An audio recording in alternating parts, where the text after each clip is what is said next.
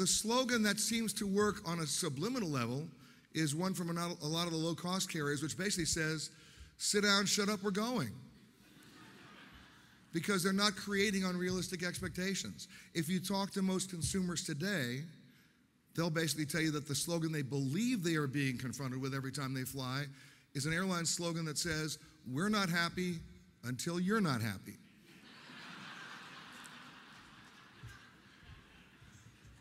Don't worry, hotel guys, you're next. Now, having said that, does this mean the end of customer service? Does this mean there are no such things as passenger rights? I would argue no, because every time you reduce capacity, history tells us someone comes in to what? Replace that capacity. There's always some romantic out there who thinks he can run an airline and wants to start one. And remember the famous Richard Branson quote that if you want to be a millionaire, start with $1 billion, open an airline, you will be a millionaire. So there's just a matter of lag time here before the paradigm changes and people come in with other airlines and in certain specific routes actually offer better service. So I'm not worried about that. As far as passenger rights is concerned, that's another issue. Under deregulation, all the bills that are currently in front of Congress have absolutely no teeth. If you read the bill that's currently circulating in the Senate and the House of Representatives, it was authored by two senators, Boxer and Snow in Maine. What that bill basically says is that if you're stuck on a runway for more than 3 hours, they have to show you a photograph of the flight you would have had in 1947.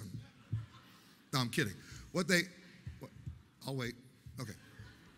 What they really say is if you're stuck on the runway for more than 3 hours, the airline has to feed you, hydrate you, everything short of you, unless, here comes the comma, unless the pilot reasonably believes he or she can take off in the next 30 minutes. Now that's a loophole you can drive a Humvee through. How many of you have ever been on an airline where they've announced there's going to be at least a 3-hour delay? No, it's always a 30-minute delay followed by another 30-minute delay. So in the world of deregulation, unless local authorities want to test that law in court, and by the way, they will on January 1st, I will tell you about that, nothing's going to change in the world of passenger rights. Last August, the New York State Legislature passed unanimously a passenger rights bill signed into law by Governor Spitzer that takes effect next month on January 1st.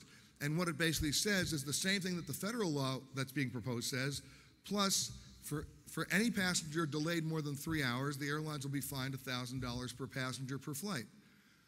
With 270 people on a plane, that's a lot of big fining. So we all know what's going to happen on January 2nd. The airlines will go into federal court to try to get that law thrown out based on the fact that they don't think the airlines are under the jurisdiction of local authorities. So it's going to be a very interesting court fight, so stay tuned on that one. But bottom line, in terms of service, I'm not worried because when capacity again is withdrawn, it's replaced.